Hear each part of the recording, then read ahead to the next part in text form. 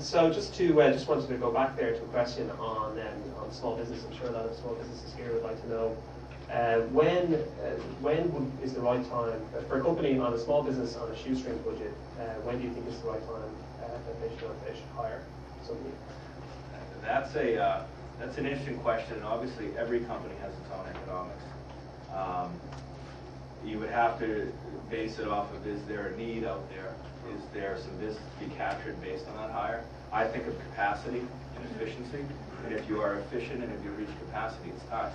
Right? If you're not growing, you're dying.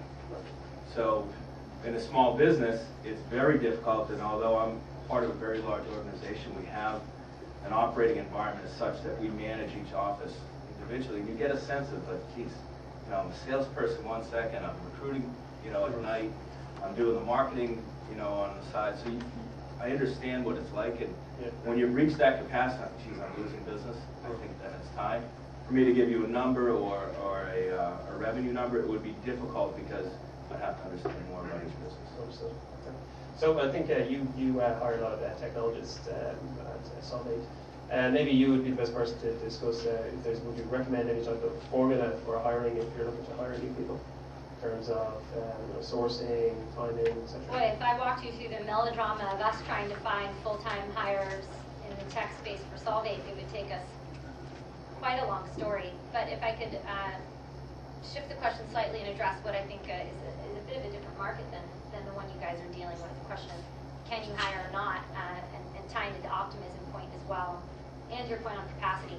If we look at non-employer firms in the U.S., I guess that the census's definition of firms who have never hired a full-time employee. Don't know where that line ends and the contingent workforce begins, but we're talking about people who either aren't working for an employer, but are also not hiring any employees, but they're also not unemployed.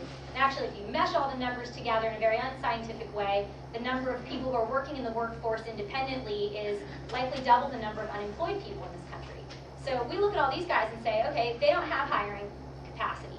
Full-time doesn't work for these millions and millions of businesses or your cousins and aunts and friends who are freelancers, right, or who are part of small firms. So I think for these guys, it's a question of not saying, when am I ready to hire full-time, but to try to break people out of the paradigm of saying, I can't hire full-time, so I guess I should do everything on my own.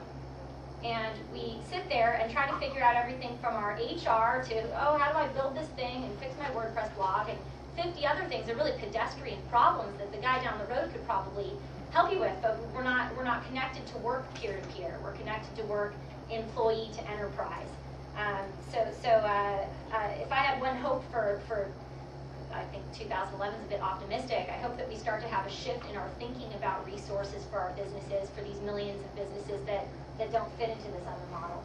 And I hope that we can expect and look for access to those resources, whether it's somebody to help you out with a 2-hour problem or a 50-hour project or whatever that thing is. Okay, so I'd just like to move the conversation over. So Don made a mention there of the impact of social networks on both the small businesses hiring themselves, but also on business models for Sapphire as well as Dice. So I suppose, Tom, what impact have you seen on say, like a LinkedIn or Facebook on your business model? Has it been adverse or has it been something else? Well, we actually work very closely with the social networks, and actually Dice recently introduced a new service which we call the Dice Talent Network, which really seeks to take some of the networking and some of the connecting and some of the following capabilities associated with networking, with social networks, and integrating that into our dice.com website. And we find that actually works fairly well, both for employers as well as for candidates, because now they both have the chance to interact with each other like they would in a social networking environment, but they're already at a site like dice.com because they're at least interested in hearing about employment opportunities, which as a result the interaction is very career-oriented. And some of the things we've heard about LinkedIn, for example, is that some of those conversations may or may not be necessarily career-oriented. What we heard from our employer and we heard from candidates was I want to go to a site where they know who I am, it's relevant to me as a technology professional, or for employers and recruiters looking to hire them, because I'm already in that mindset. Yet give me some of that capability, that following, that connecting. So when I'm interested in hearing about opportunities from specific companies, I can hear about them. Or when I'm interested in reaching out or raising my hand and telling a company that I'm interested in them, they can reach out to me in a way that's more relevant to me. So we actually find that employers and recruiters like to use social networks for social networking, and that's great. But they also like to use sites like ours because it has a specific vertical or industry-specific orientation for those people that are really interested in speaking about careers. So we've actually found that, we thank LinkedIn for giving us some ideas we might be able to and integrating some of that into our capability. So we've actually found it to be very helpful for our job seekers as well as for our employers. What would you say about employers who prefer, really, have a preference on employing passive candidates? So they can find them on LinkedIn, but passive candidate wouldn't necessarily post their resume on Dice or other career websites. Actually, one of the things that people don't always know is that they think about Dice.com and they say, oh, it's a job site and everybody there is unemployed. It's actually totally not true. More than half of the people that go to Dice have a job. And actually, when times are better, probably close to 3/4 of the people who went to Dice had a job. So Dice is for passive candidates. And some people don't think about that, but it really is. So it's for people that are interested in hearing about opportunities. What might be a little bit different about a social network is that people who are on Dice, when they have a job already, they're open to hearing about something different. And one of the things that we're certainly expecting to have happen in 2011 is more and more people who are employed are going to be open to hearing about more opportunities going forward. So Terry, would you like to end this? Sure. So the social networking has certainly been another tool that we've utilized. We've seen our placements directly related to that jump 16% this year. Now, it's not a silver bullet. It's going to fill your role for you.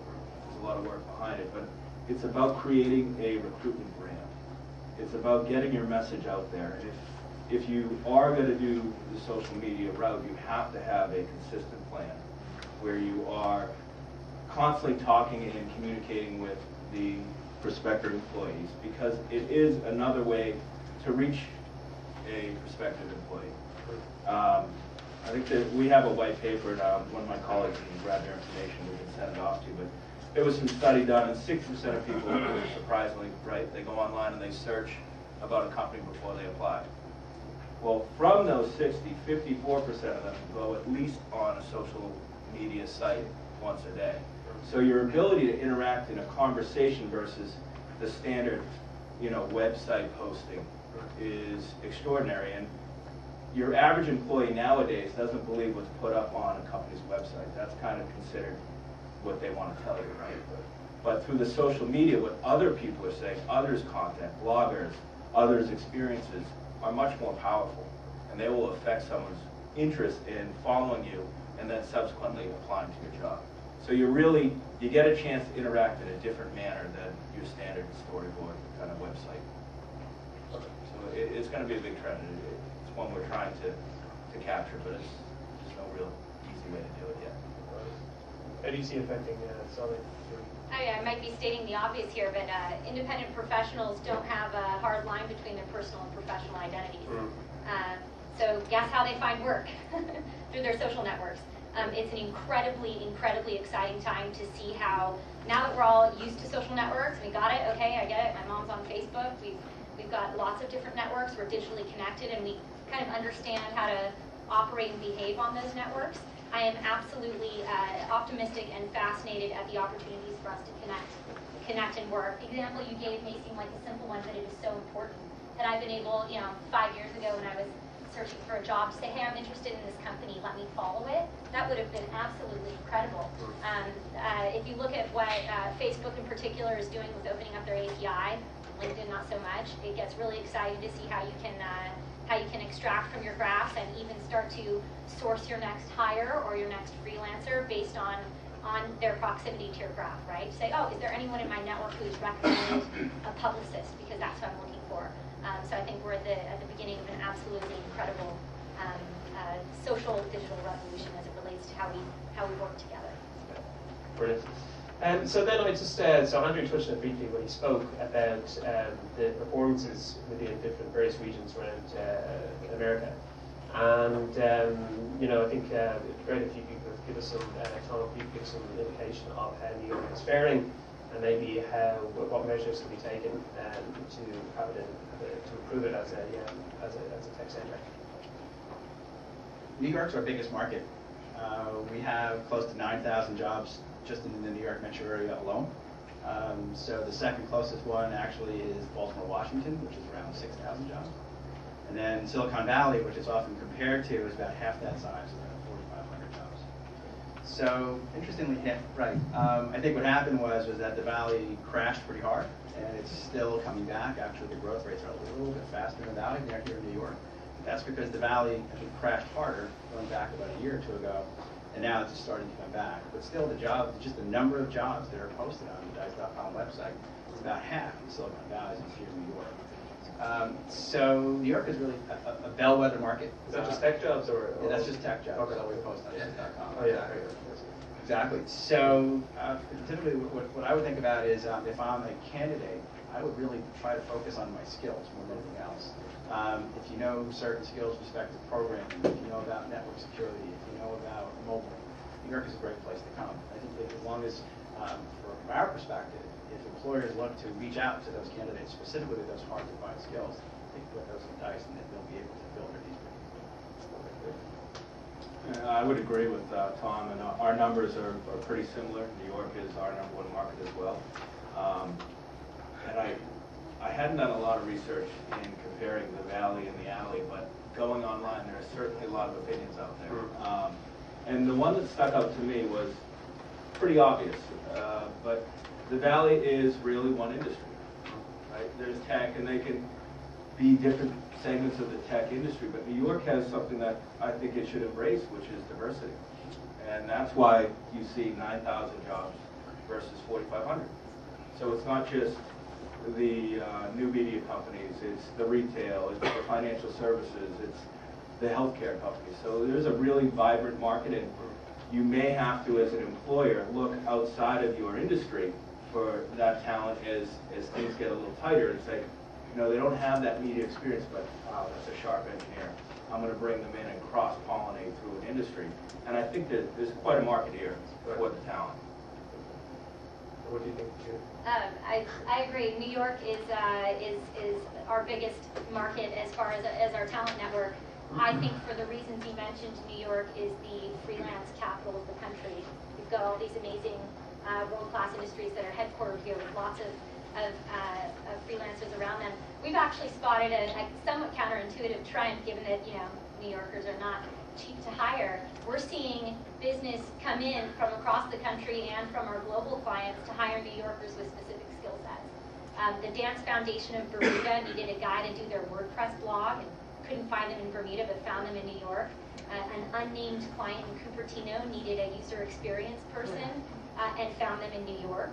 And I think that is something that we can take a lot of pride in, and I think it's a cool trend to see.